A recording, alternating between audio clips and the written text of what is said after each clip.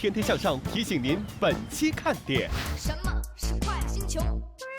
田野男孩丁真的综艺首秀，欢迎丁真。天天兄弟每个人教丁真一句家乡话。我是丁真，我是丁真，我应该中。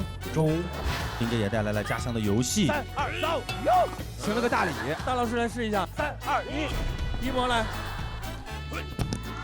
王一博是套不住的汉子。我现在就带你研究。多彩中国推荐团上场，我们是多彩杆子推荐团。318国道被称为此生必驾公路。新疆好地方，伊犁好风光，欢迎大家到我们新疆来做客。磁治源浮梁唯一发现高岭土用于陶瓷，就是在我们的浮梁县的高岭。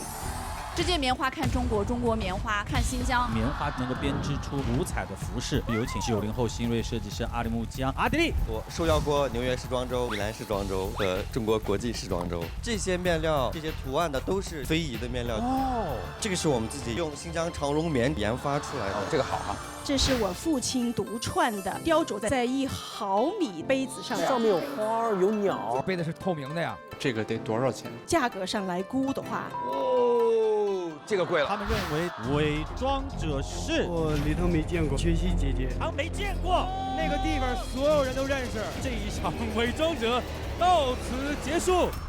丁真是卧底。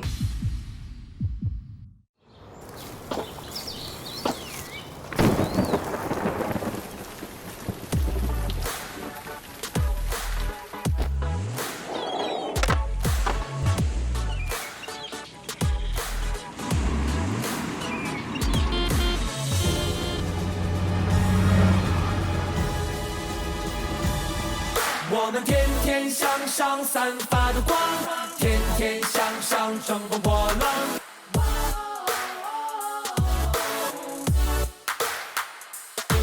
我们天天向上不慌不忙，天天向上来日方长。一起往，不离不弃大声唱。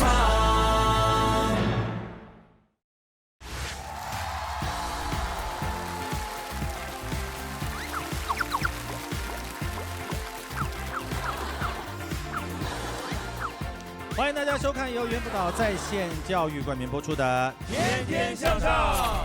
猿辅导在线教育以科技助力教育，欢迎各位，欢迎大家收看我们的《天天向上》。今天是我们天天向上全新开启的我们的祖国是花园系列的第2期，有一位来自高原的少年，凭借干净无邪的笑容被大家所熟知的田野男孩，他为推动后疫情时期中国旅游业的复苏做出了贡献，把中国之美推向世界。因此特别邀请他作为看见祖国大好河山，我们的祖国是花园旅游系列的推荐官，这也是丁真的综艺首秀。掌声有请丁真珍珠。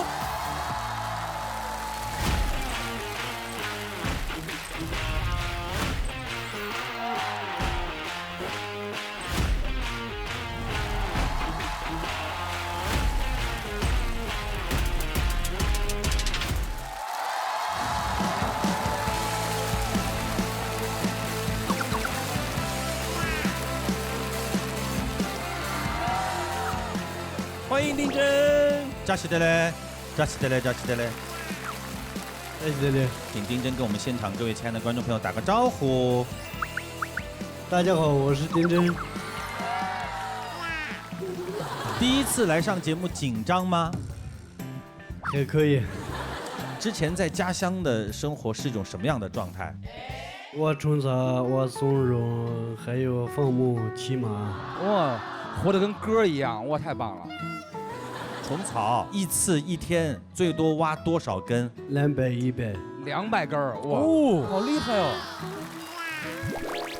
我们知道啊，你特别喜欢唱歌，而且呢，就是放牧的时候啊，一般都心情舒畅，然后地域辽阔，一开嗓子唱出来的就不一样。丁真啊，给我们哼一下你最喜欢唱的歌。可以。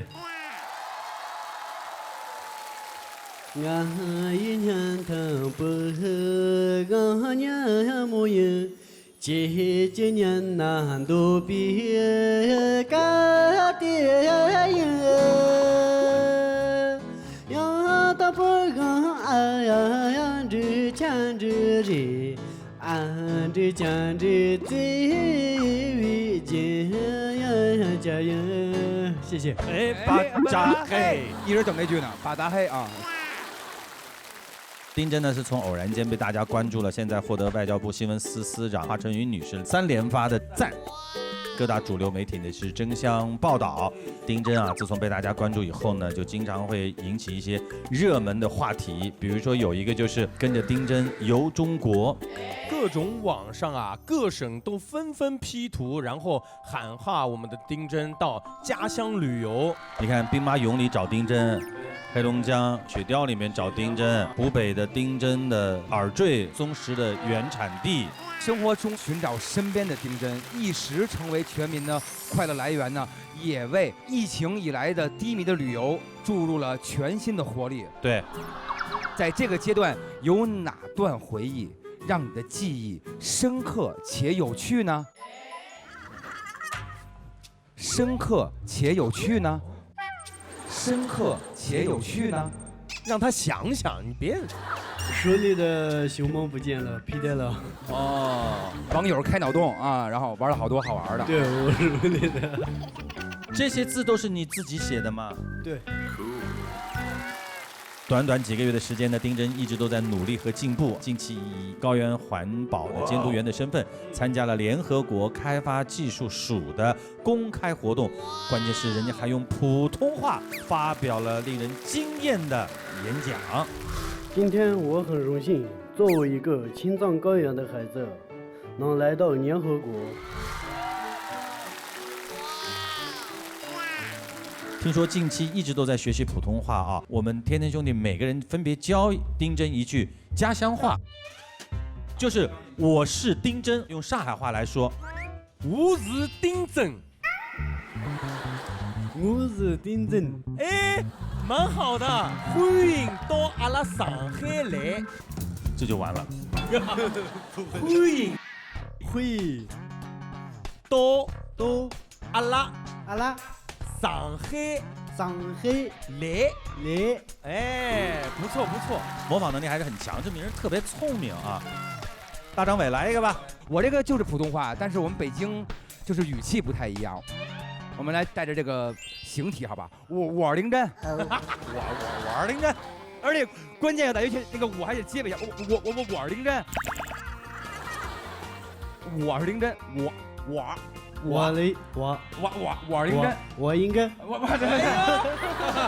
我是一根啊！行，来一波河南，我是丁真，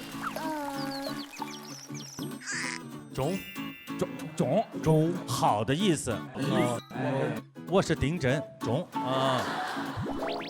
湖南，我是丁真，我是丁真。哎，这个好标准，语调还很像啊。我们接下来请丁真给大家介绍一下自己家乡理塘啊，有哪些地方特别的美？有草原、雪山、森林，还有白塔、寺庙，还有博物馆，还有很多。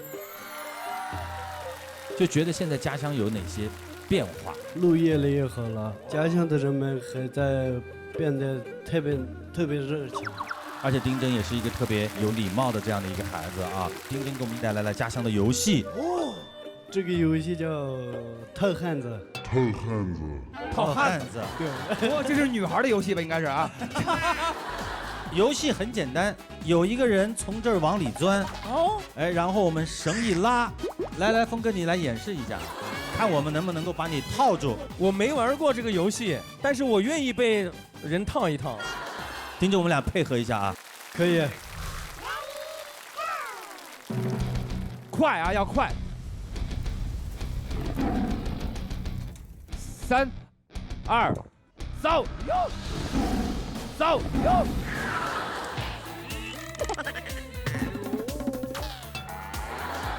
什么意思？哦，行了个大礼啊！好，还挺难的嘿。大老师来试一下。来，3、2，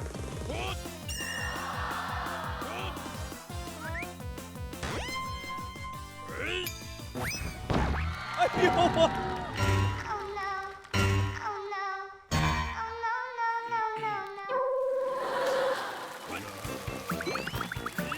你看没有？没事吧？没事。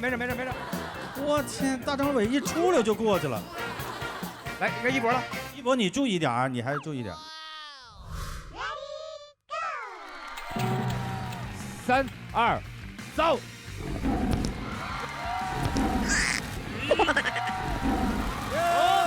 逃脱了！耶！王一博是套不住的汉子。一博是奔驰的小野马，带刺的玫瑰。哎，那我们套丁真吧。丁真，我们来套你。可以。你们一定要套住丁真啊！这个大了点儿，还大了点儿。 好，这样可以，来，以大张伟的身手应该是套不住的。可以，我加油啊！来，3、2，走！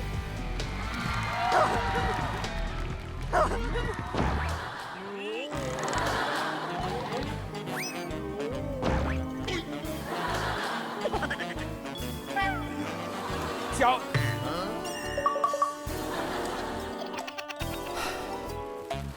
这是丁老师平时最爱玩的哈，对，不错啊。丁真的家乡呢是甘孜啊，也因为壮阔的自然景观和丰富的色彩闻名于世啊。自古以来呢，中国的大好河山是孕育了丰富的色彩元素，所以呢，我们这一期呢决定以色彩为线索，展开一条呢绚丽多彩的寻色之旅。马上就要5·4青年节了，我们今天也特地邀请了一群向上的好青年，一起来探寻多彩中国。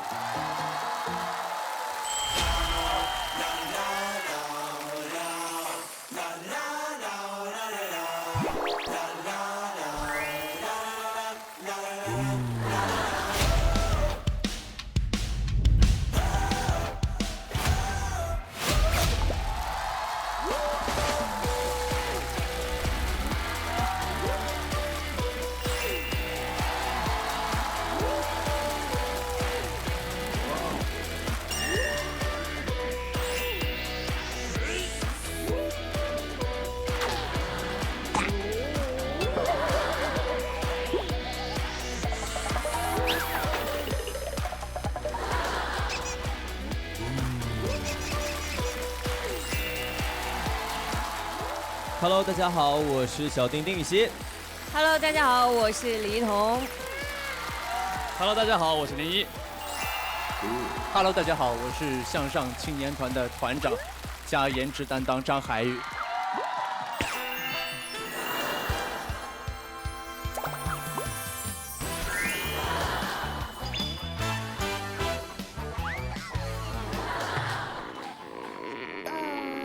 就他 title 最多，他是500啊，500老师来了。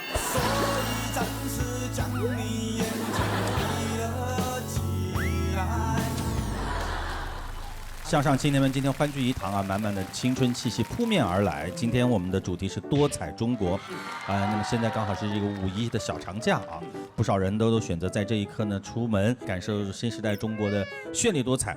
我们特别想问一下大家记忆深刻的地方分别是哪些地方？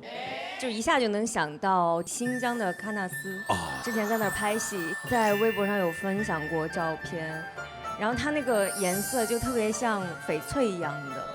又绿又蓝，特别透。它那个湖本身好像就是七彩的湖啊，各种颜色，有蓝的、白的，就映着天的颜色，再加上湖底的颜色，很漂亮。您呢？我平时可能去一个地方的话，我会喜欢去那边的博物馆逛一逛。博物馆里面有非常多的颜色是我们平时会忽略掉的。像我最近去的一个是去了那个金沙遗址博物馆，在里面我看到了一块黄金面具。虽然说经过了那么多年，但它在灯光下还是闪发出黄金的光泽。它不仅可能是它物件本身的颜色，更可能是我们中国文化历史积淀的颜色。我觉得，就几千年文化的这种璀璨啊。我想推荐的是秦皇岛。哦，秦皇岛。对，因为我姥姥家就是秦皇岛的，然后小时候经常会去那个海边玩，捞些海蜇呀，还有小螃蟹之类的。我也去过，在阳光下面那个海滩美极了。现在建设也很好。这位帅哥，雨后彩虹。妈呀，你这，哇，你好适合一个游戏叫做套汉子，把你套住。勒在脖子上，让你能看见好多的颜色，把你头发给你套下来，我跟你说，哎，颜值担当话都是最少的。那我们今天是伪装者系列的第2期啊。等一下上场的一众人马当中，有一个是伪装者，我们要通过对他们的交谈和观察，发现蛛丝马迹，找出那个伪装者。但是在这之前，还有一个难上加难的是，我们依旧会在兄弟团和真相团当中安插一个卧底。这个卧底提前会知道待会儿上场的那些人当中谁是伪装者，然后你要保护他，不要让其他的人猜出是他。接下来抽出今天的卧底，丁真你先来吧，把手放进去，对，拿出200根虫草，对，好，不要看，不，现在不要看，大家都来，峰哥我帮你拿一个好不好？来，借您的贵手，丁真走，上那边。哎，你们分开看，不要让别人。哎，分开看，我们要分开看。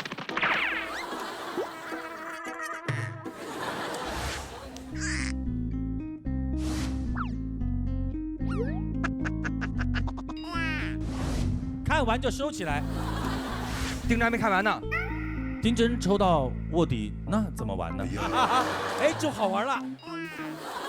好了，各位亲爱的朋友，现在在兄弟团和真相团当中已经定下来一个卧底，会是谁呢？从表情当中，你们觉得有可能谁抽到了卧底的那个字卡？我觉得他们4个中的一个。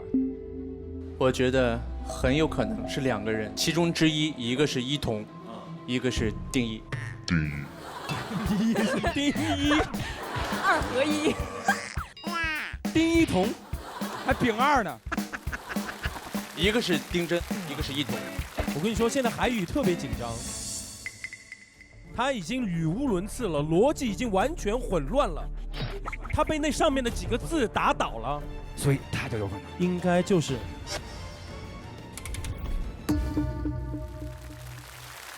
接下来的2队不仅要跟着我们一起来游览多彩的路线，还要通过一双慧眼能够找出嘉宾当中的伪装者。大家要全程的集中注意力来参与、来观察，最终能够找到真正的伪装者的团就获胜。我们掌声有请多彩中国推荐团上场。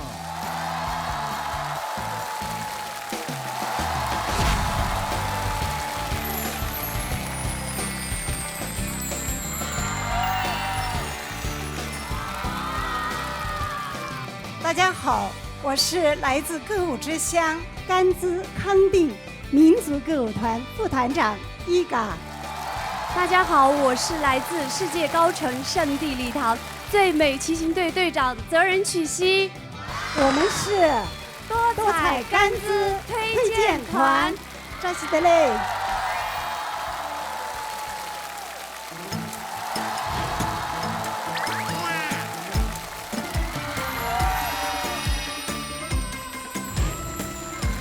大家好，我是来自新疆伊犁哈萨克自治州文旅局副局长贺娇龙。姚新斯兰，大家好，我是中央民族大学的青年教师古丽米娜。大家好，我是新锐服装设计师阿里木江阿迪丽，我们是新疆推荐团，我们新疆好地方。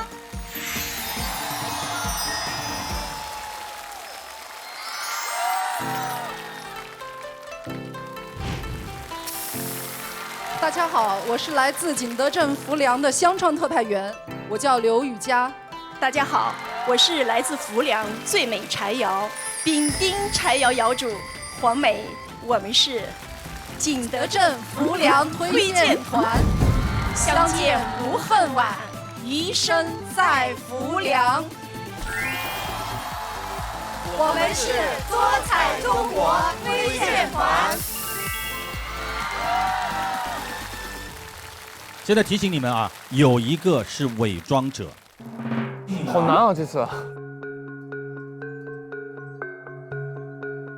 丁真，谁是伪装者？不知道。哎，你肯定知道。我问丁真谁是伪装者，他看着那个老师。啊，哦，结束了，好。这个性格。所以丁真是卧底。他有可能是我们找的一个非常优秀的演员，也有可能就是当地的一个讲解员，他根本不是他说的本职工作的从业人员。除了贺局长以外，我刚要说的，你把你的刘海稍微修一下再讲话好吗？你热吗，韩宇？你把它打薄一点。你要不要考虑把头套摘下来？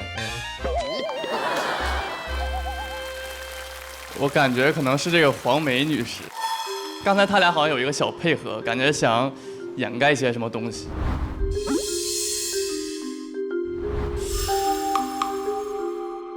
黄梅老师得有戏，黄梅戏是这个意思，你明白吧？我觉得是择人取妻，因为我觉得太直接了，有些时候可能就是真正的那个伪装者。太直接是怎么？他怎么直接了？太漂亮了，啊！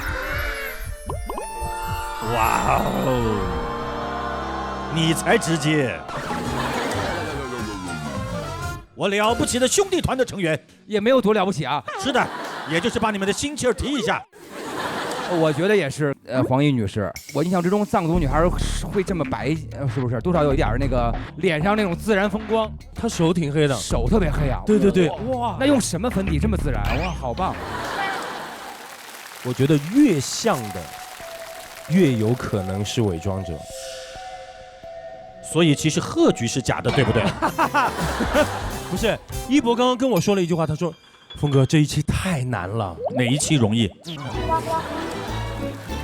前2期还能通过感觉找一找，这一期感觉也没有了。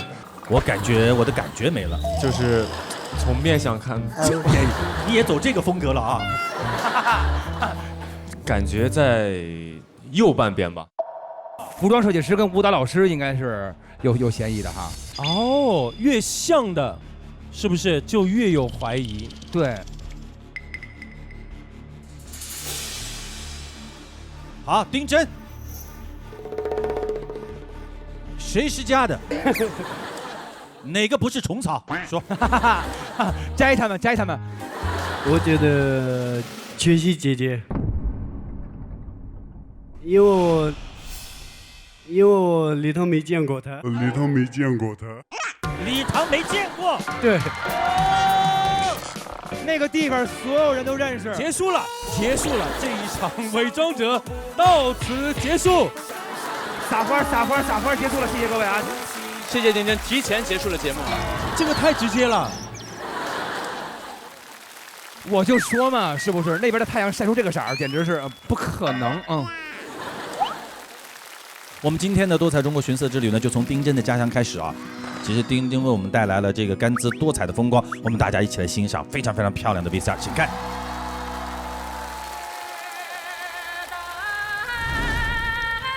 甘孜大自然的奇妙色彩，描绘出一幅幅美丽的画卷。我眼里的白色，是苍蝇诗歌的纯净，是雪域高原的圣洁。我眼里的绿色，是毛亚大草原的翠浪，是盈盈碧水里的浪漫如情。我眼里的红色，是我最爱穿的这一身藏袍，是康巴汉子的率真豁达，更是四大的大气庄重和气势磅礴。我眼里的蓝色，是自然绿际的天空秘境，是偶然间抬头的一眼万年。我爱这个多彩的世界。哇！人们都说山的那边是海，我说山的那边是我的家乡。我是丁真，和我在天台下上赴一场多彩甘孜之约。漂亮哦。听说呢，丁真还给大家带来了整个甘孜的味道，大家先闻闻，分别猜一下是什么。哇，丁真的这个托运带多少东西过来？哇，太热情了！哇，来，同学们，这个吗？怎么了？什么感？不至于，峰哥，你应该是。哦，这么闻的？当然，你都没有学过，是不是很芬芳？好，是什么？这个应该是牛粪之类的。真的吗？这么大老远托运个牛粪过来，因为我吃过。你吃过？哇，难怪这么胖。我吃过一个火锅，名字叫做牛瘪火锅。其实这个中草药的芬芳呢，跟那个牛瘪火锅是差不多的。还好，其实是草药的味道，对不对？有点话梅那意思，有点陈皮的感觉。陈皮话梅。哦。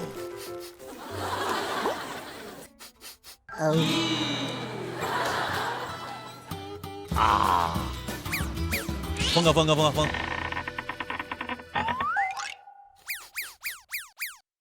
哎呦喂，哇！这是什么？我好奇。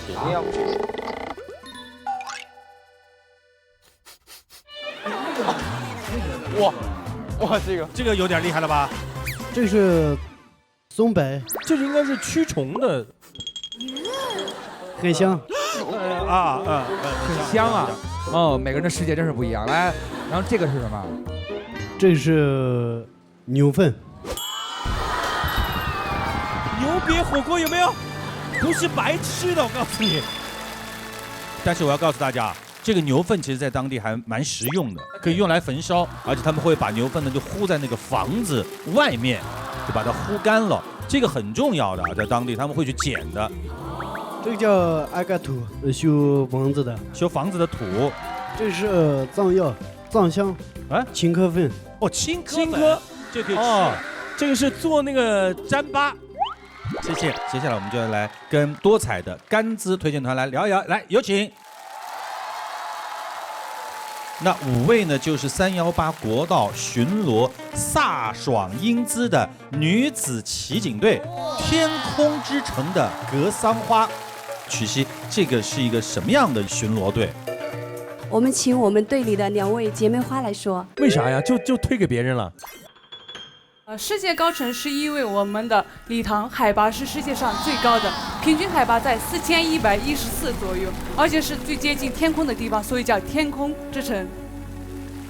因为我们当地很多女孩子的那个名字里面都带有格桑2个字，寓意着纯洁善良，所以当地的群众们都称我们为天空之城的格桑花。那你们骑的是什么呢？摩托？对，还有马。哇，帅气啊！帅呀！警花啊，应该是。那为什么说318国道是此生必驾的公路呢？因为318国道，地理位置流量比较大嘛，有雪山，有草原，81有国际赛马节。如果大家要到礼堂来玩，我们为你们保驾护航。现在是不是因为丁真被大家关注之后，来打卡318公路的人相对而会比以前要多一些？是的，因为我们丁真火了之后，甘孜礼堂也跟着火了起来，然后那些不被重视的资源也被盘活了。盘活了都。现在等于已经修了停车场啊，让更多的人能够更加方便的到咱们礼堂。你们平常公路执勤的时候，有些什么样特别有趣的事情？平时我们那边呢，也算是半个网红打卡地了，有一个 G318国道打卡地点，那个就特别的危险，在马路中央，我们呢经常会为了游客他们的生命安全去维护交通安全。曲溪，你骑的摩托车是多少 cc 的？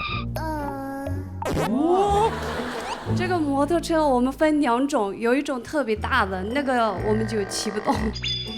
那小的呢？小的是多少 cc 的？ 25年。作为一个骑摩托车的骑警，应该对自己的摩托车非常的了解。刚才我们丁真说了，他唯一认识的是他。刚才很多问题他都在抢答，是不是啊，丁真？对，其他的我没听过。哎，一博，我刚才在问有关摩托车问题的时候，我觉得一博应该来追问，因为摩托车他最懂，而且他没有发问。哎，藏得那么深呐，一博。来，一博，给你一个机会，你来问一下，一档是踩还是调？1档是踩，2档呢？2档是调。2档要调几下？调2下。那2档回到1档呢？你只需要往回拉一下而已吧。那你平常是不是也骑马巡逻呢？哎呦，偶尔会。偶尔会。那请问骑马的时候要他往前走，是说驾还是说驴？好，算过了啊。不知道，现在还不知道啊。只是从他的这种回答当中，总觉得有一些蹊跷。其实女骑警啊，也是成为了他们美景当中的不一样的一抹色彩啊。但是在这个炫酷背后呢，也有很多的艰辛。就是当时我们才进入部队嘛，因为之前都没有接触过摩托车，当时那个摩托车也挺重的。有一次我刚好过红绿灯，摩托车就没停稳，倒下来就压在我大腿上。当时我自己比较好强，因为在训练嘛，我也不想落后，就简单的处理了一下。这个疤现在都还这么大留着，因为我平时比较爱美，爱穿裙子。但现在的话几乎都穿不了。哦，为什么加入骑警队呢？喜欢这套制服，帅气。对，而且孩子们看见你们应该也还挺不一样的。给我们敬礼啊，那一下觉得很开心啊，挺感动的啊。听说他们这个平时工作很忙，5个人当中啊，只有曲熙结婚了，哎呦，其他人都没有时间谈恋爱。我们来说一下自己的择偶的标准。要高，要高。多高算高？1.8米左右吧。你多高？187。可以。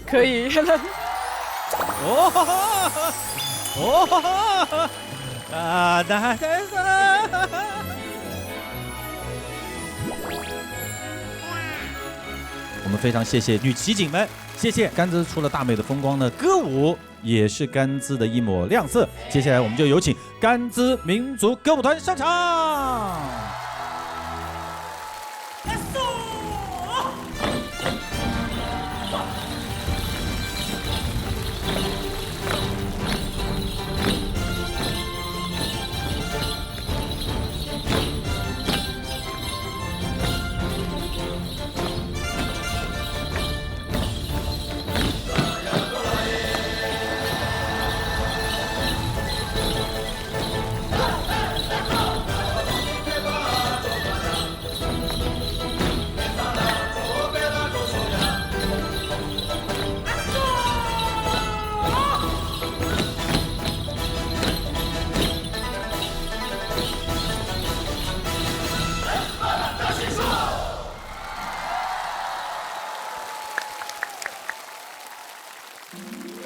大家好，我们是来自歌舞之乡甘孜康定歌舞彩舞蹈团。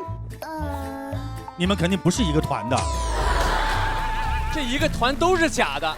重新来，大家好，我们是来自歌舞之乡甘孜康定多彩舞蹈团，欢迎大家到甘孜来做客。扎西德嘞！我们给大家介绍一下啊，这群来自甘孜州民族歌舞团的康巴汉子是非常厉害，拿过中国舞蹈的顶尖大奖荷花奖。刚才这个舞是一个什么样的舞蹈？一嘎老师给我们介绍一下。我们藏族是一个热爱歌舞的民族，刚才跳的踢踏、弦子，还有我们的锅庄，都是我们藏族人在节庆和迎接贵客的时候用上的最高礼节的舞蹈。踢踏舞大概有多长时间的历史了呢？一嘎老师，踢踏舞应该有1300多年历史，应该从它渊源到现在，到甘孜的话应该有400年的历史。一嘎老师从事这个职业多长时间了？30多年了。您本身的职业是专业是？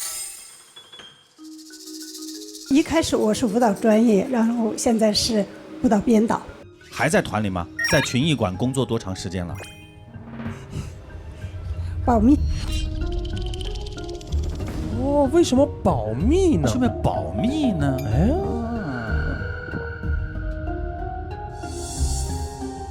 好了啊，我们大家继续聊。还有几位老师啊，都是这个踢踏舞的传承人啊。您学这个学了多长时间了？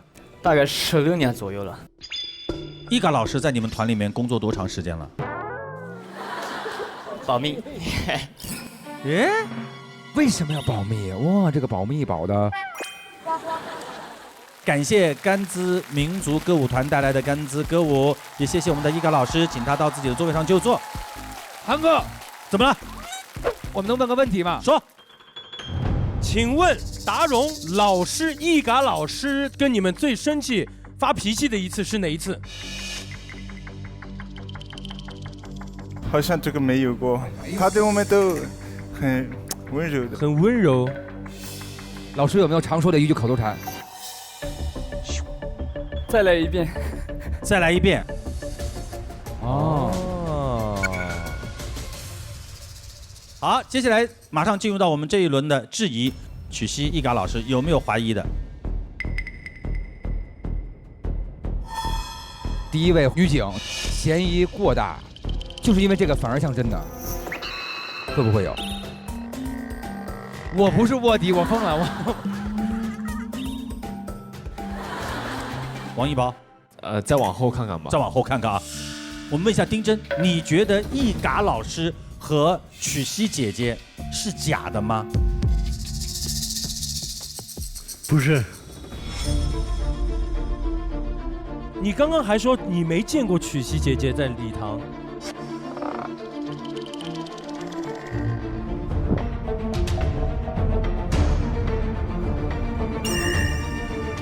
想起来了，见过，对不对？对。嗯。对。哇，丁真老师好真哦哦，8、9不离10了，8、9不离10。好，来，我们真相团。我之前怀疑他，我现在不打算怀疑他了。我觉得这个舞蹈老师应该是真的，因为刚刚那个同学说老师的口头禅是再来一遍，因为我也是学舞蹈的，上课的时候每一个舞蹈老师的口头禅都是再来一遍。啊，也是学舞蹈的。来，这位学舞蹈的团长。目前来看都还比较真。那欣赏完甘孜带来的这样的一个美丽的风景之后呢，我们接下来给大家带来的是大美新疆。新疆之美呢，真的是花团锦簇、绚丽多彩啊！我们接下来看看第2组新疆推荐团，看看他们的 VCR。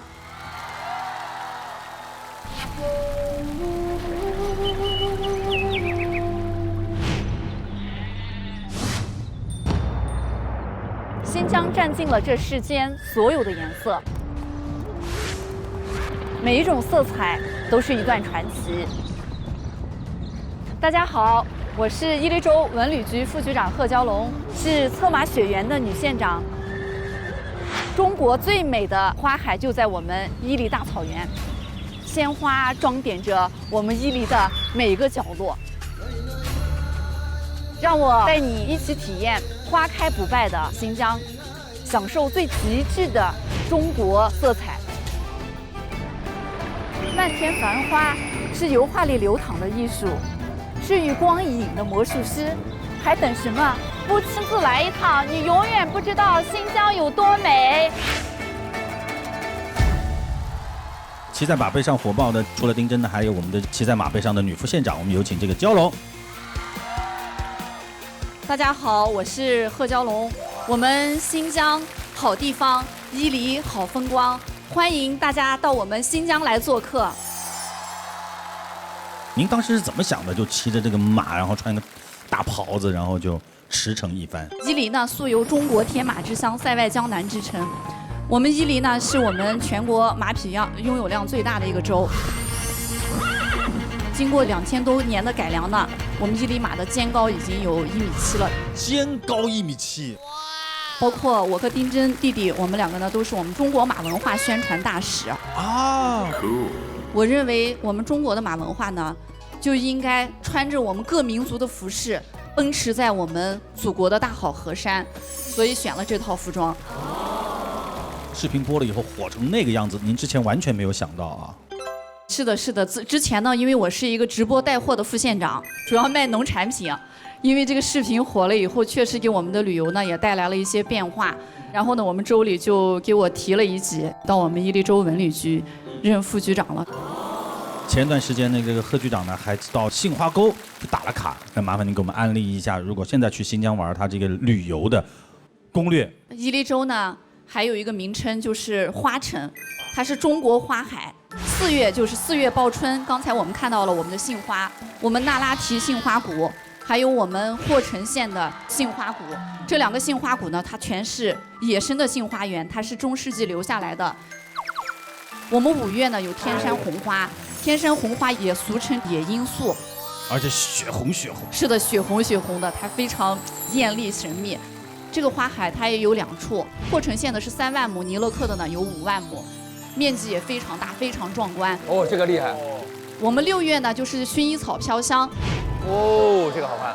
伊犁州是我们中国的普罗旺斯，这是我们薰衣草面积最大的一个地方，它的经纬度呢和我们普罗旺斯是一样的。就是每个不同的这个季节都会有鲜花来跟它对应。其实我想当我们把这些美丽的景色推销出去之后，大家是不会畏惧这样的一个距离的，因为只要有美，大家就愿意去追寻啊。对。刚才贺局说他现在直播推广当地的农产品，现在成绩怎么样？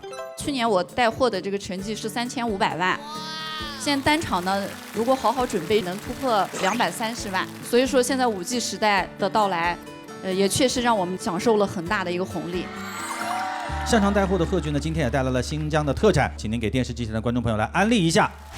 我们现在带来的这个冰激凌呢，是我们当地的网红冰激凌，100年手工冰激凌。哦，好多瓜子儿，哇，还有这个酱。这是马铃酱。它是我们冰激凌界的鼻祖。哇，那个酷，那个酷！你们可以放心吃，它里面没有任何添加剂。这个牛奶呢，用10公斤牛奶才能做3公斤的奶浆，用奶浆、鸡蛋加了一点点白糖，它来调味儿。就这3种原料。来，开动。哇。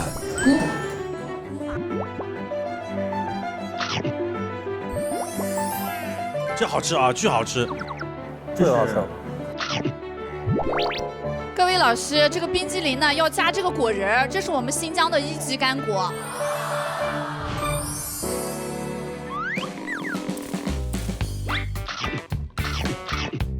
丁真，你放了这个没有啊？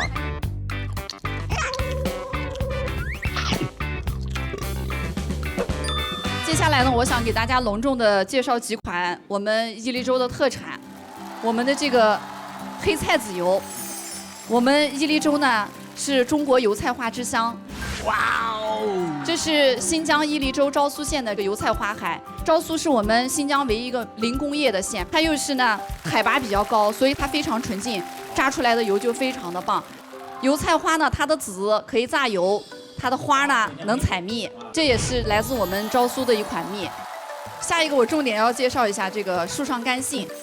树上干杏还有一个非常有趣的名字叫吊死干。吊死干，因为它在树上风干，这样它的糖分会更加的重啊。来，各位亲爱的朋友啊，我们这个新疆不单是有花的特产，还有婀娜动人的花柱。我们接下来掌声有请青年舞蹈家古力米娜与卡丽娜叔给我们带来晨曦中的玫瑰。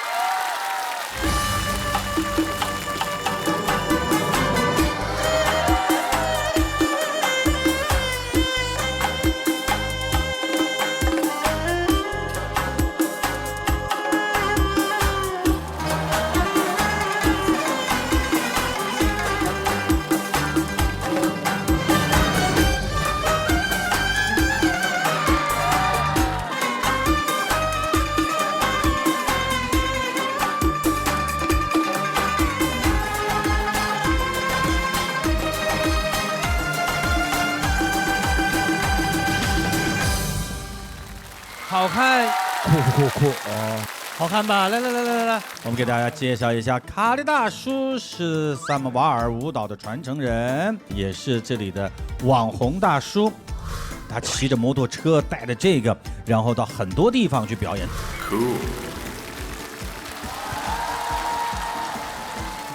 卡利大叔今年75岁，跳这个萨摩瓦尔舞蹈呢已经有15年了，在卡赞区。现在每周至少有2家媒体来采访他，包括央视在内的。然后也有演出了2万多场。Bu samavar bizning Uyg'urlarning klassik usuli samavar bilan bu Çin usuli. Burun avı taş koyup, Çin koyup, su içtik su alattık. Ben adır bunun içinde rık kumba, ağırlığı 14 kilo. 14就有14公斤对，你们可以举一下。哇，峰哥好演技，哇，不可能。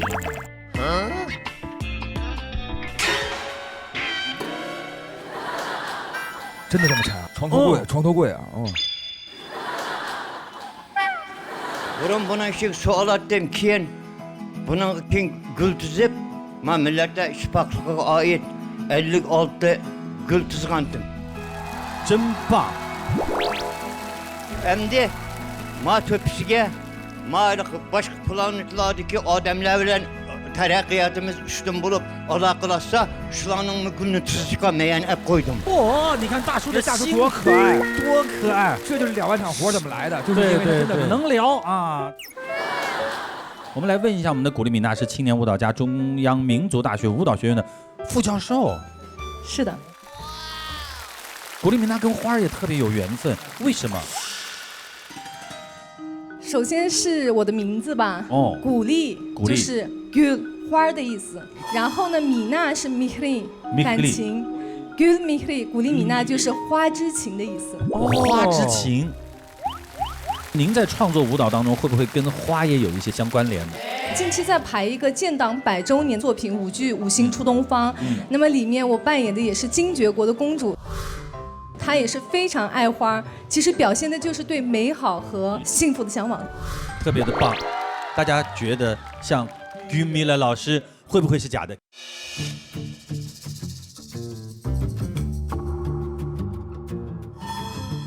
不可能，它是真花，对不对？一定是真花，怎么能是假花呢？一定是真的，这就是太专业了。一看就最开始那个开场，人先转几圈之后，让那个裙子才能够在地上这样平均的下去。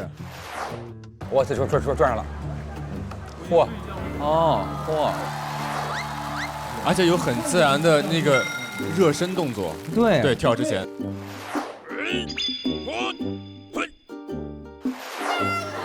一般人做不到啊，没个几10年功。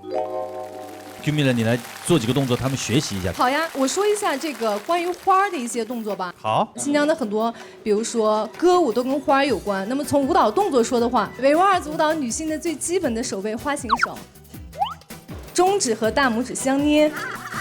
哦。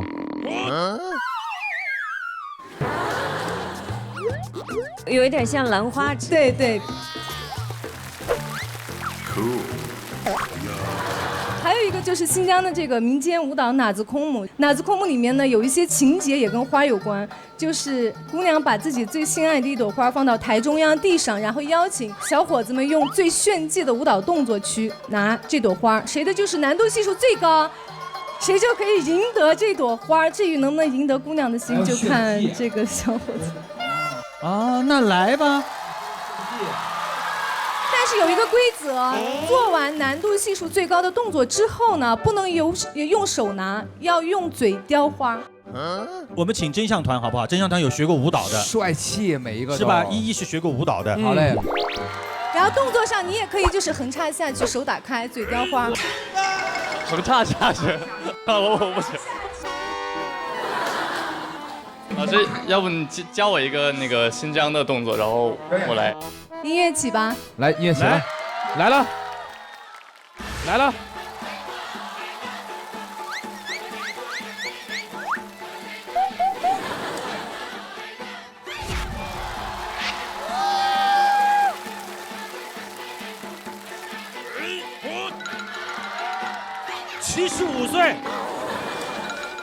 2万场演出，哇！加油！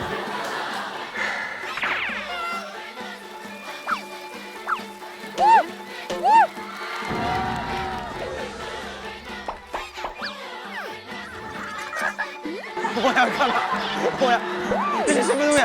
这是什么东西？这是什么东西？来！雕花儿，雕花儿，不是逗猴。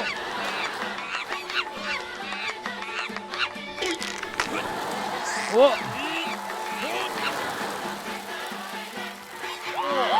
75岁，可以。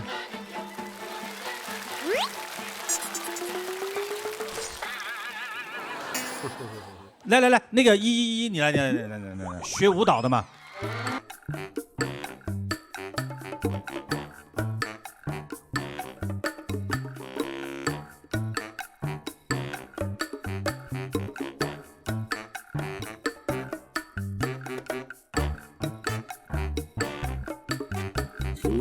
能够赢得女孩子的心吗？可以。依还行啊，腰够硬的啊。我们谢谢那个 Gumila 啊带来的这个花之舞，谢谢。中国是世界上最大的棉花消费国啊，也是第2棉花生产国。接下来呢，我们有请这个贺剧给我们介绍一下新疆棉花到底有多好。我们在座的各位有5个人当中，如果我们穿的是棉质的服装呢，就有1件是来自我们新疆的。全中国呢，87%的棉花全来自于我们新疆。世界棉花看中国，中国棉花看新疆。第一个呢，我们棉花是洗光的，因为我们新疆呢是日照时间都特别长，夏天11点半我们天都是亮的，然后早晨呢5、6点天就亮了。然后第二个呢，我们昼夜温差大，都知道新疆的瓜果非常的甘甜，它棉花呢也喜欢这个。对。第3点呢，是因为我们的冰川呢和雪原呢比较丰富，我们所有的棉花地呢都是矿泉水来浇灌，所以它非常的好。我们每次坐飞机的时候，只要看到那个棉花地啊，对，都觉得好像地下又铺了一层云一样。是的，漂亮，一朵朵的那个棉花。第4个原因呢，是因为我们新疆的这个土壤非常好，土壤里面的这个有机质含量是7到15，插根扁担都开花。所以你看啊，这个白白的棉花呢，从泥土里面长出的是云一样，然后能够编织出五彩的服饰。我们就有请啊，将新疆民族服装带出国门，走向国际的90后新锐设计师阿里木江阿迪力，来有请阿迪力。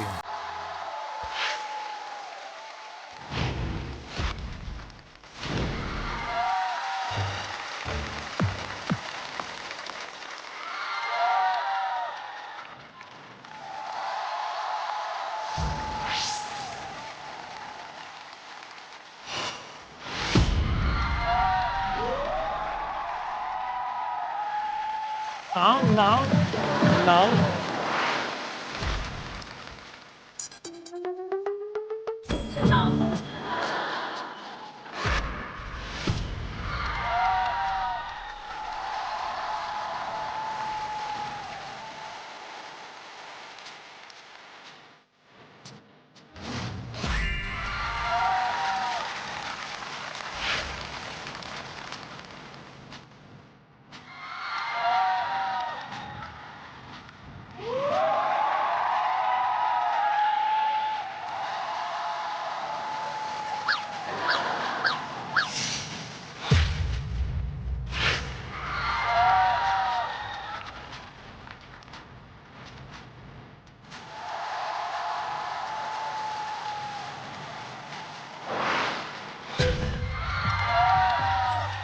哇哦，漂亮！阿里木江呢是艾德莱斯的非遗传承者，做了哪些传承和创新？我们把这么多漂亮的服装带到国际舞台上。非遗的东西嘛，你至少要知道它的技艺和它的特色。那我前期也花了很长的时间和准备去学习、去织新疆的传统的艾德莱斯。那对于创新来讲的话呢，大家现在在场上所看到的一系列的带有新疆特色的服装，都是我的创新，也在国际的舞台上也有一些的展示。而且我们这次就是用了很多纯棉的艾德莱斯，那么如果在不改变它的传统技艺的基础之上，用棉去制作艾德莱斯的话，它不仅能够去降低成本，而且能够具有更好的普及和推广。哦，这个就是加了那个长绒棉的。对，是用新疆长绒棉织的艾德莱斯。这个是我和老艺人一块儿织的，包括这上面还有我自己的名字。哦，这是2个 A 大写的 A 在上面，因为我们改变了整个织布的组织结构、图案的比例，然后我们想做个创新，看真丝的爱德莱斯除了能在夏天穿以外，是否能在四季也能穿，这是我们的一个目标。大家要注意一下啊，他会不会是一个伪装者？他有可能就是这个技艺的传承人，而不是一个服装设计师。所以他这个职业就不会什么特别的，你一眼对。所以阿迪丽，你怎么能够像我们韩哥一样证明你更是你所说的这个职业呢？要不然你现在织一个，你现在我在国际上获过奖，嗨，我也可以说，我受邀过纽约时装周、米兰时装周和中国国际时装周。还有一个西班牙的客户是每一年都会去新疆找我，专门会去订一系列的爱德莱斯服装会去穿。其实，在国际上有一定的认可在的。我们来问一下相关的服装啊，比如多少钱一套？最贵的应该是我夫人穿的这个。夫人？哇，你夫人这个是？你看你这个人真是最贵的衣服给自己太太穿。那这个大概都多少钱？这个将近3万块吧。3万块。像囊的就很便宜，就是囊大概对，这囊多少钱？买衣服送囊。因为我们新疆走出来的每一个人，行李箱里面一定会装囊。哎，他这衣服上的图形就像囊一样。对，这上面是囊的一个油画。那这个中间是什么个意思呢？这个这些是新疆传统的一些图案，就是在面料上去呈现的。哎，哪件衣服是您当时那个灵感突然间有人告诉您那个声音听见了做出来的？应该是爱德莱斯解剖学，这些图案的都是非遗的面料。这个等于说是你们自己织出来的。对，这个面料已经有40多年的历史了。这是我很早以前在老艺人手上收的一个面料。这是老的面料。对，老面料，老布。哦，这么一聊，觉得它有点像真的了啊。解剖学都出来了，你想想，是真的，他也肯定是真的。好了，各位亲爱的朋友啊，多彩的新疆推荐团呢，因为贺局给大家做的介绍，我们就很好的认知，所以呢，贺局是不参加我们的质证环节了啊。谢谢。那接下来有请兄弟团和真相团像格里米娜还有阿里木奖2位老师来提出问题，有没有要质疑的？来。问一下舞蹈老师，男女合跳的除了 CNM 和刀郎舞，还有没有？哟，专业了。男女合跳的包括刚才的纳兹库姆舞蹈，那么还有很多道具舞蹈，就像刚才的萨玛瓦尔舞和丁瓦舞，还有包括姆卡姆乐舞里面都有男女合跳的部分。哦，真的，这肯定是真的。那太专业了。我这个特别喜欢跳舞好看的人，就我眼睛就完全移不开，就那一转盯着。对，顺便说一句，我是那个王一博的舞迷。你这个变很顺呐啊，你特别顺啊。聊着聊着就聊到这儿来了，他就是说一堆，就为了说最后这一句啊，对，好自然啊。来，丁真，你觉得这2位老师是真的吗？还是伪装者？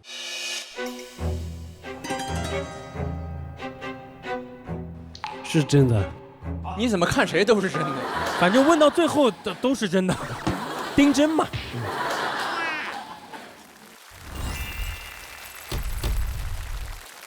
我们的这个设计师呢，这个阿迪丽老师是一个90后，拿过国际很多的高定金奖，也有许多知名艺人呢穿着阿迪丽的设计的服装呢，就参加过很多场的国际上的一些活动，算是新青年的代表。对，新青年说的是谁呢？就是像我一样积极、阳光、努力、向上，并且有为的青年。各位这个模特走完秀之后呢，有一点点小疲惫，略显疲劳，略显，知道吗？所以说我备上了这个上好的绿茶来给各位解解乏。太好了，感谢我们刚才的茶宝宝茶多芬，是的，这就是统一绿茶在5四青年节推出的限定的青年加油罐。今天的统一绿茶也为我们3位嘉宾专门定制了多彩中国、多彩青年的定制罐哦。然后各位呢，可以加油，一起来品品我们的低糖健康茶多芬多的统一绿茶。谢谢各位，非常棒，也感谢统一绿茶给我们的精心准备的啊，带着我们名字的罐装的统一绿茶。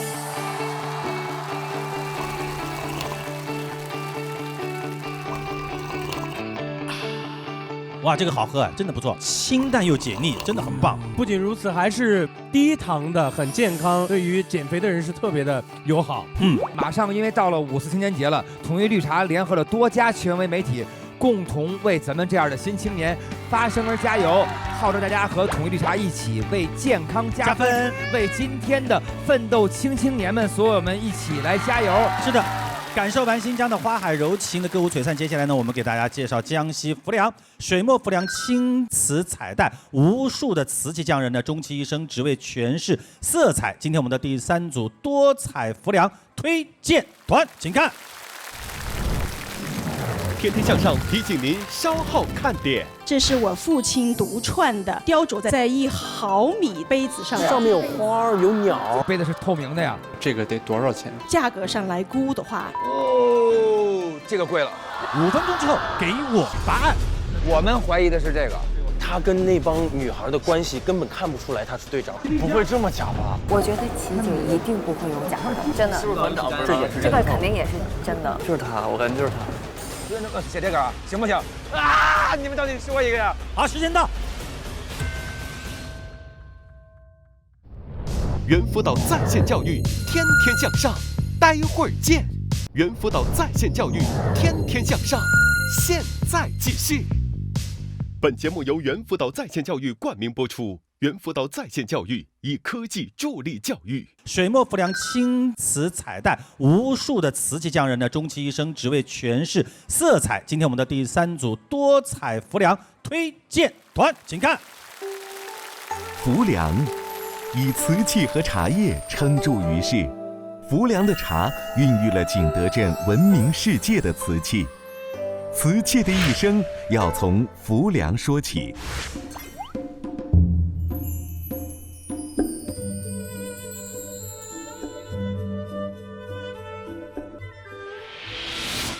窑里因是景德镇陶瓷发祥地而闻名，用窑里高岭土烧制出来的陶瓷，曾改写了一部制陶史。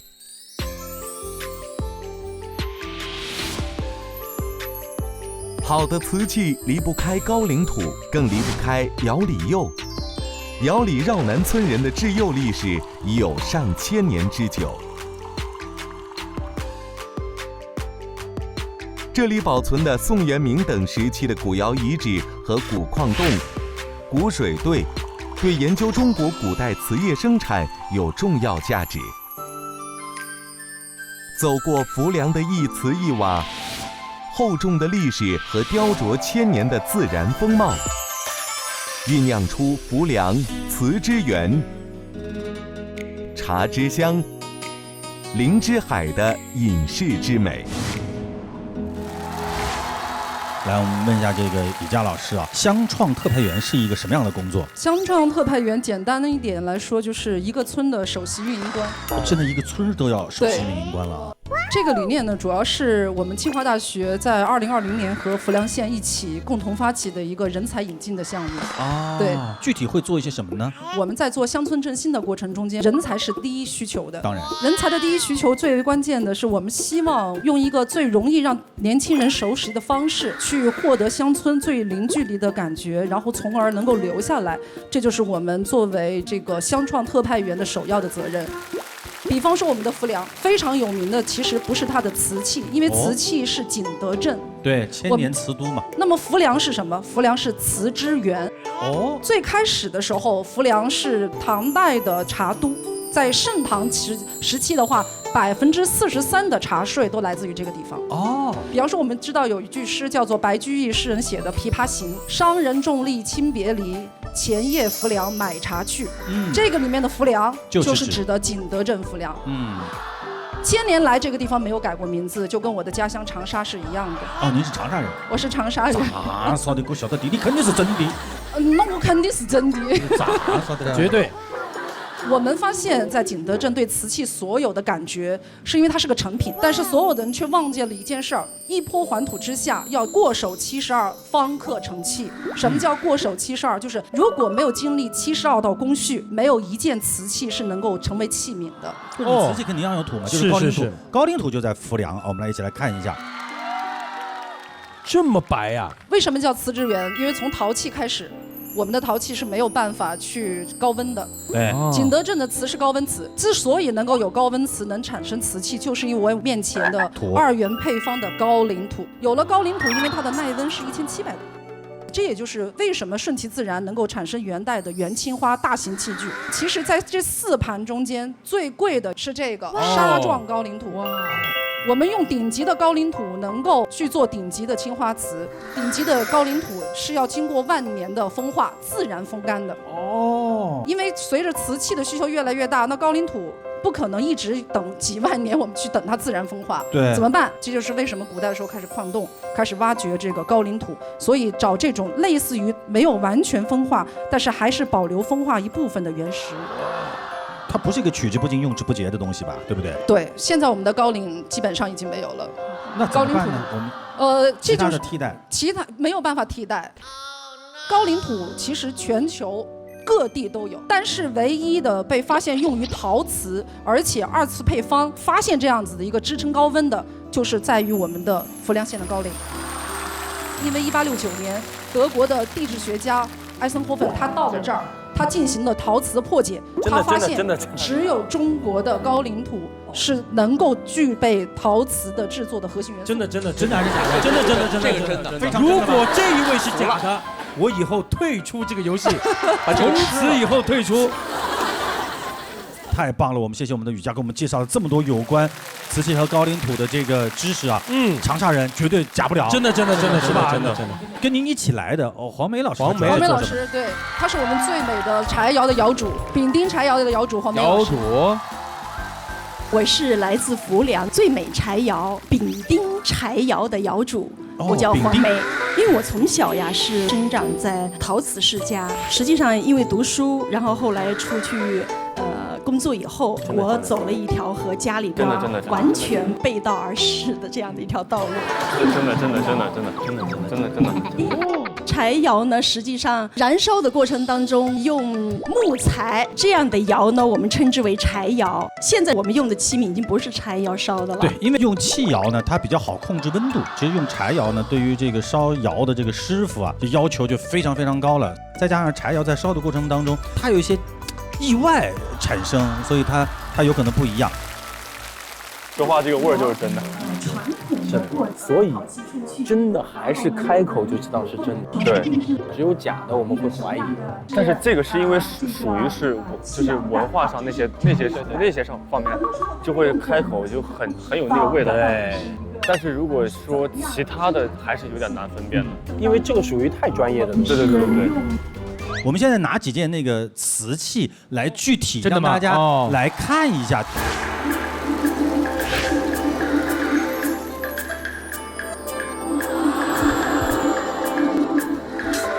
柴窑某种意义上来讲，它的的确确是有一点没落的这样的一个行当了。其实它已经没有办法满足我们生产生活的需要。但是好像现在只要一说是柴窑，它就比气窑要贵一些啊，这个价格就容易上去。因为它的工艺流程等等各方面和现在气窑是不太一样。它在烧制过程当中是由于温度很难以控制，对，它会受到风力、气压，对，还会受到打砖师傅。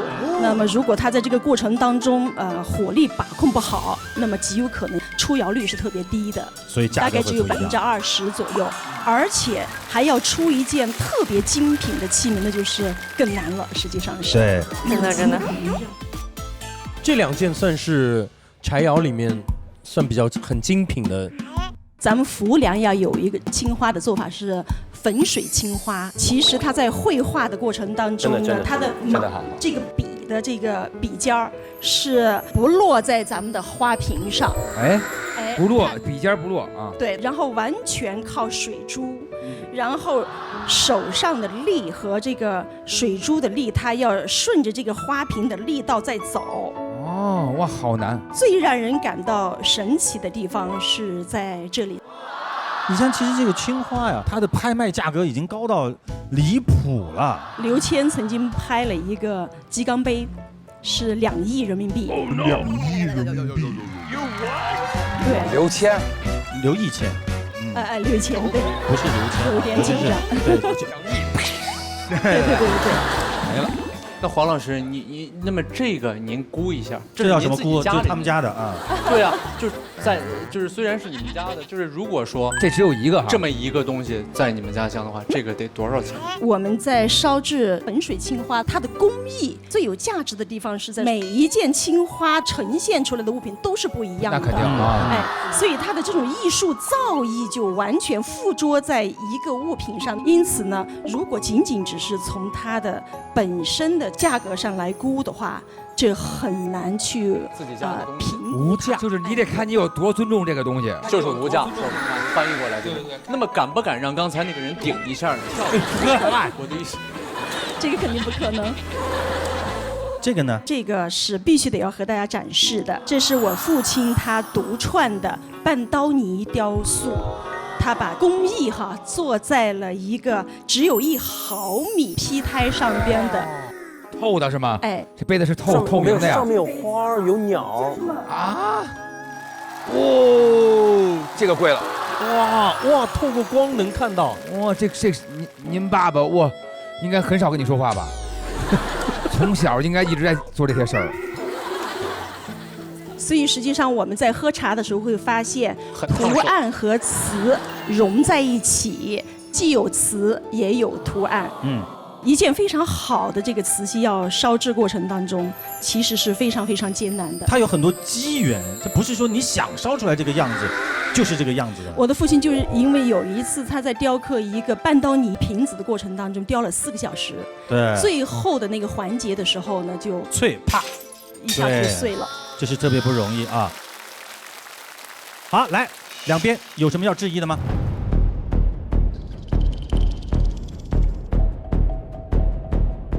黄梅老师，您家里就您一个闺女，还是有兄弟啊？有。那爸爸那个传承的这个东西是传给家里人吗？我的哥哥和姐姐都会，我呢因为是从小出去读书了，距离太远了。但是我最懂我的父亲。嚯，这话你看很缥缈的啊！离家远，离父亲近。其他的对雨佳老师毫无怀疑，毫无怀疑，100%，否则我就退出这个游戏了。丁真，你觉得这2个人是真的还是假的？假的，假的，假了。好，丁真说他们俩是假的，哪个假？谁？哪个假？黄老师。黄老师。黄梅戏，没戏了，黄梅戏。好，来真相团。我呀，觉得这2位老师啊，都是真的。你是真的还是假的？我当然是真的了。因为我觉得他俩已经说的特别多的，里边有很多的信息。卧底卧的已经真的是真的太明显了。为什么觉得他们是真的呢？我认为他俩像真的，我只是说。那哪一位更真一点呢？这2位？这2位我觉得北大老师更真一些。我想问黄老师，就是作为窑主，他需要，比如说每年要有什么，就是要保证多少销量？做一些什么吗？我们家先生他负责制作器皿，而我负责给他泡茶。什么先生？先生是谁？哎，怎么先生又来了？泡茶？不是，您爸爸是做这个吧？然后您先生是什么意思？其实我们为什么会来做这个行当，是因为整个景德镇能够制造柴窑的师傅只有2个半人，其中还包括1位是我的先生。实际上，一件瓷器它要制成的话，窑火是浑啊，但是制造瓷器的过程当中，把砖师傅就是他看火的这个非常重要。而整个景德镇现在只有10个人。反正现在感觉是有点真了，因为他在很努力的在给你解释他的具体。不是，他没有回答问题的根本。Sorry， 对不起啊，您的问题回答的非常好。您好像每一次我们问出来的问题，您都是在弯弯绕，证明自己好像是这个行业里面的人。而且我们刚刚问他那个瓷器的价值的时候，他又跟我们说了一遍瓷器的制作，然后它的工艺是怎么样，他就不会说，哎，我告诉你，哦，怎么样？对对对，因为它的价值怎么样，或者怎么。对，但是黄梅老师好像他专注于介绍这些东西的，对的啊，对，反正存疑吧。好。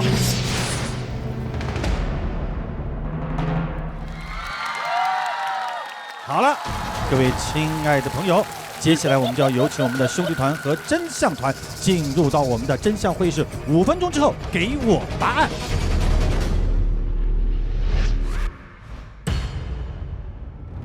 他是真相设计师，这个老师肯定也行，对不对？对，这个没问题吧，丁真？这个真的吗？是，可以吗？是。那你现在还依然怀疑这位吗？对，他依然怀疑这个。那这位呢？这位这是真的，这是他认为是真的，这也是真的，这不是。他认为这也不是真的。哦，丁认为这也不是真的。兄弟团全部靠丁真是吧？为了交流嘛。对，要交流啊。我觉得琪姐一定不会有假的。这肯定是真的。这从你的舞蹈的角度上讲，真的，真的，这个肯定也是真的。这个我存疑。我觉得像真的是因为，我觉得他在谈论他那些织布的时候，他脸上有那种自信的光芒，自信和那种喜欢的那种执着。他能说出来这个什么解剖学，你想想，而且说明他是个大夫呀，对不对？他是啊，大夫，新疆著名的大夫。就是他，我感觉就是他。他确实是说的话来回绕的，但是他会不会真的是不是忙着这个？我们怀疑的是这个，他是队长啊！他刚才说他是队长了吧？他跟那帮女孩的关系根本看不出来他是队长。如果是队长的话，哎，他刚才没说他是队长，而且他们那帮女孩从来没有一个说我们队长，对不对？对，没有人说队长怎么样。哇，是的。怎么最后来这么一下？而且他的这个眼神，你看，应该甚至都不是藏区的朋友，不会这么假吧？那他呢？这手会不会也太随便了？因为韩哥问了他一个工作了多久，他说保密，然后旁边的那个男孩就顺着他说保密。但是现在最大一 bug 就是他从来没说过自个儿是，别人也没说过他是，就这事儿就变成他是队长了。我们写谁呀？好难啊！丁真，你感觉他很假，对不对？那如果你这么说啊，在这个黄梅跟这个里头只能选一个，你选哪个？我选这个。选这个？你选这个？那就是这个。倒计时10秒钟，那我们就坚持自己，我们就写他。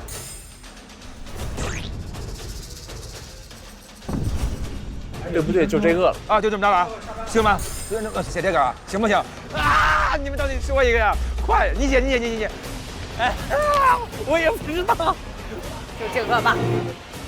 好，时间到。天天向上提醒您稍后看点。本场的卧底究竟是谁？这个答案是丁真提供的，我觉得是丁真。是丁真吗？我感觉也是。我在他旁边的时候，他就感觉想要掰我，但是不知道自己要说什么。我跟你说，丁真，不是我。丁真，你觉得谁是卧底？而且他上来那个照片的时候，直直的指着那位姐姐。怎么可能是我？啊！猿辅导在线教育，天天向上，待会儿见。猿辅导在线教育，天天向上，现在继续。本节目由猿辅导在线教育冠名播出。猿辅导在线教育以科技助力教育。好，各位亲爱的朋友，这是真相团交给我的答案，他们认为的真相就在我手上。来，兄弟团。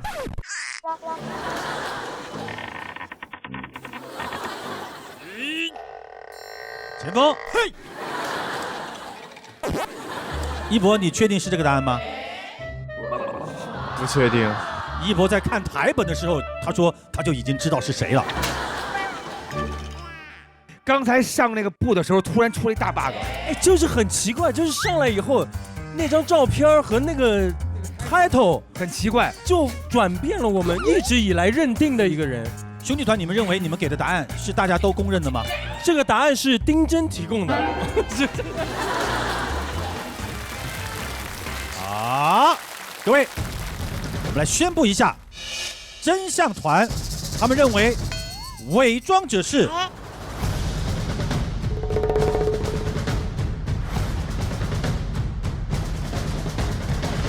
黄梅老师。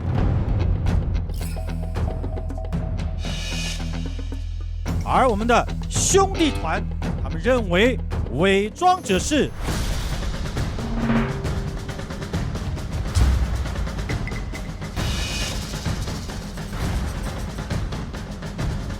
徐熙老师。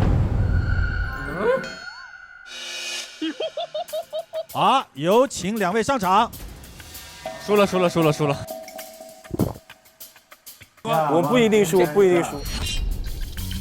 好，我们首先问一下我们的兄弟团为什么选择曲熙？欲言又止。哎，我想说这2位都是丁真说的。我们后来最终问他你选哪个，他选了曲熙。好，来我们的真相团为什么选择黄梅老师？我觉得刚才确实存在每一次回答的时候都有绕的嫌疑，这是我们第一考虑的。好了，接下来请被怀疑的2位分别站上真相公布台。我们首先有请的是真相团怀疑的黄梅老师。那有可能。黄梅老师到底是不是伪装者？3、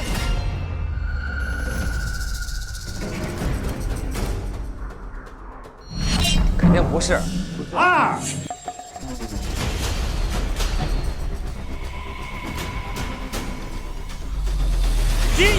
1。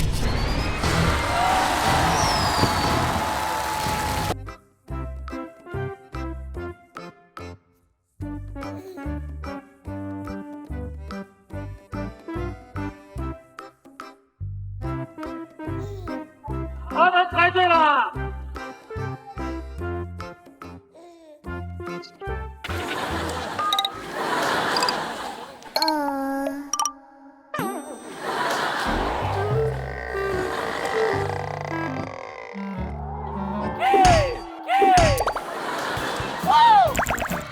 谁是卧底啊？所以卧底有可能在他们这边。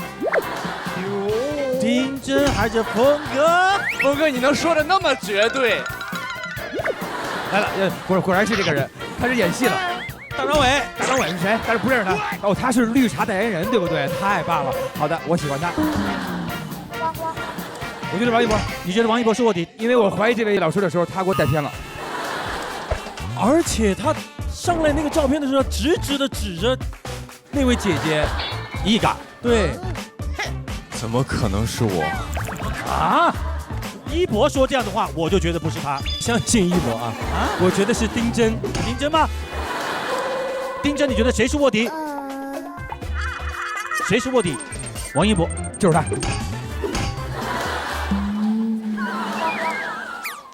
好了，各位亲爱的观众，我们的真相团难道就没有卧底吗？是不是带跑了？没有，因为他们答对了，但是也有可能卧底没掰过来。啊！我有点存疑。对，你是不是怀疑你右边的这个男人就是这个戴假头套的人？他是不是在你们选答案的时候乱带节奏？有，刚才在说这个设计师老师的时候，他一直在拐医生。我感觉也是团长。来，本场的卧底究竟是谁？请8个人站成一排。不要那么多动作。我跟你说，丁真，不是我。我们有请本场的卧底向前一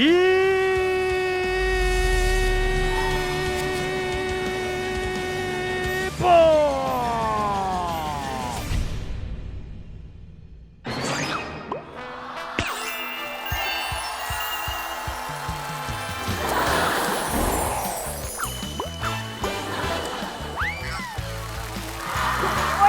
是你。竟然没有被带跑偏，你们组有卧底，居然都能够猜对。韩宇，你好失败啊！韩宇，你怎么当的卧底呢？黄老师，你回去自己看一下前面那一段你说的那个车轱辘话来回说。刘谦曾经拍了一个鸡缸杯。刘以谦。刘以谦对。不是刘谦。有点紧张。传承的这个东西是传给家里人了吗？我的哥哥和姐姐都会，我呢因为是从小出去读书了。嚯，这话你看很缥缈的啊，嗯。不是，他没有回答问题的根本。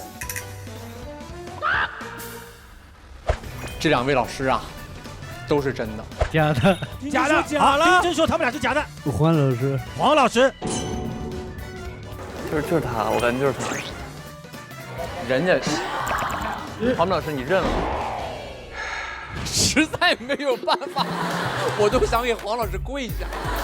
这是我们做了这么多期节目最失败的一个卧底。哎，我尽力了，我真的尽力了。尽力了也没有用，我们只有3个字送给你：音乐。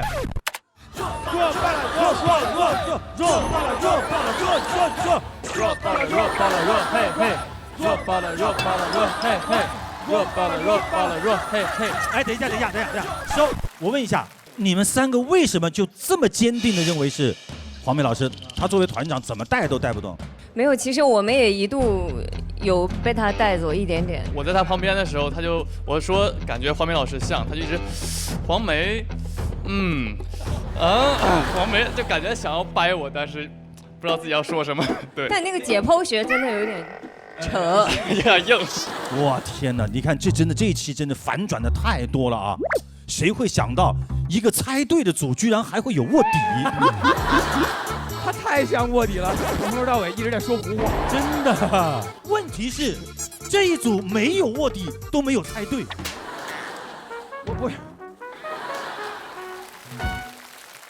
来，我们有请黄梅老师给大家公布自己的真实身份。大家好，我呢是云南师范大学西南联大博物馆的馆长，我叫李红英。对不对？就说他是文化馆的，因为有一回那个卖那个藏书的也是那个文化馆的老师，他都特别懂这些事儿。我是云南师范大学西南联大博物馆馆长李红英。这次作为伪装者来到江西浮梁，在世界最美柴窑近距离地了解中国传统的制瓷手艺。都知道制瓷的72道工序繁琐复杂，到了这里才发现每一道工序中的微细之处都是说不完的学问。要蘸一点水，你看轻了，你看要整个贴上去。作为一个历史研究者，希望通过这一次有趣的体验，以文化自信向世界讲述瓷器。哇，这个西南联大呢，跟我们长沙也是有很大的渊源的。当年从北往迁的时候，很大一部分他们停在了长沙，包括林徽因，包括这个梁思成先生，他们都在这里停留过。对。而且今年呢，对西南联大来说也是个非常重要的年份。刚好很巧呢，我和我的朋友一起拍了一个电影，叫《90后》。是的，5月29日呢将上映一部讲述西南联大的纪录电影，叫做《90后》。李馆长就深度参与了这部电影的制作，请给我们介绍一下。这部片子呢是它的主演者哈，我们可以看到非常闪耀的名字，像杨振宁、潘季鸾、李政道、马识途等等这样一批人，平均年龄是达到了93岁，所以称为90后。但是这一批人呢，却真的是记载了中华民族在行进过程当中，在我们国家在危难的时候，应该说是为国家培育了大批的人才。那么这些人才呢，后来呢，应该说是为国家的腾飞以及面向世界的过程当中呢，是做出了丰功伟绩。其实我觉得这些西南联大的学子呢，就是5·4精神完美的诠释。今年呢是中国共产党建党100周年，有很多非常优秀的文艺作品。而最近呢，由国家广播电视总局和中共湖南省委宣传部指导的，由我们湖南广播电视局支持拍摄，我们湖南广播影视集团旗下的潇湘电影集团以及湖南芒果娱乐有限公司等相关机构联合拍摄的《理想照耀中国》，就是国家广播电视总局为庆祝中国共产党建党100周年策划组织创作的主题的重要作品。我也非常有幸在里面参演了我们播音界的大前辈齐越老师。一博，你在这个戏里面演的是蒋先云。蒋先云，对，你拍完以后有什么感觉？拍完之后了解到这个人物，然后发现他是那么的伟大，然后那么的有力量的一个人，然后是敢第一个站出来说退出国民党，然后加入共产党的一个这样的人，对，非常了不起。一彤在这个戏里面扮演的是一个，我扮演的是抗疫护士杜富佳，然后他的哥哥是排雷英雄杜富国。对，哥哥是排雷英雄，妹妹就一定不能退缩。就你拍完了以后，有什么感觉？对这样的一个人物，包括对那一批医务工作者。我跟杜富佳还有聊天，我跟他说话的时候，我说我听了你的故事，还有你哥哥的故事，我觉得特别的感动。然后他就说了一句话，他说谢谢一彤姐，其实你们也辛苦了。他说这些都是我们应该做的。所以我觉得英雄从来都不是从天而降的嘛，都是来自于我们平凡人的这份力量。对，非常非常的棒啊！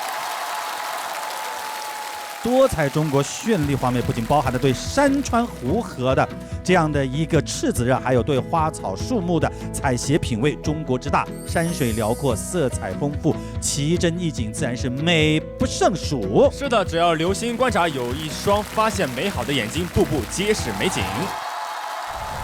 猿辅导在线教育，天天向上。待会儿见。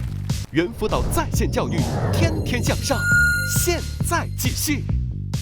本节目由猿辅导在线教育冠名播出。猿辅导在线教育以科技助力教育。感谢统一绿茶对本节目的特别支持。统一绿茶为健康加分，为青年加油。天天向上提醒您下期看点。今天是母亲节，昨天给大家布置了一个作文，题目叫做《我的妈妈》。钟佳同学，你先来念一下。我的妈妈，她唱歌走调，她唱歌走调。胭脂甜花，甜花，普通话是个谜。哦，我的妈妈，气质与美貌并存，很稳呢。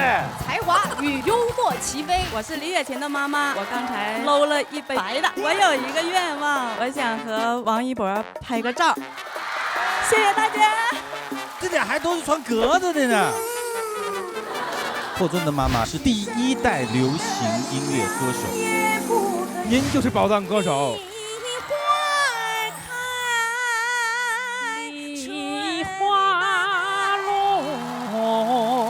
好好听啊！我还带了什么？菲菲的名字是谁起的？我生产的那一天就下着毛毛细雨，护士那雨洒到我身上了。哎，对。我三姨给我起了个名字，是我现在的小名，叫。我弟弟跟王一博之间也差了一个字。金曲串烧模仿秀，这我的偶像。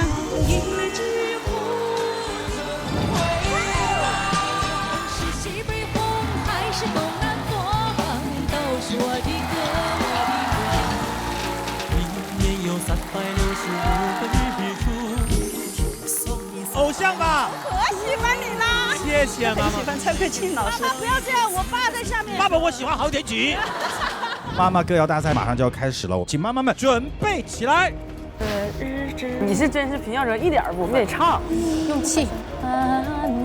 再挑一篇，我以前从来没唱过歌。哎，高兴。获得优胜满满的是。感谢你妈妈。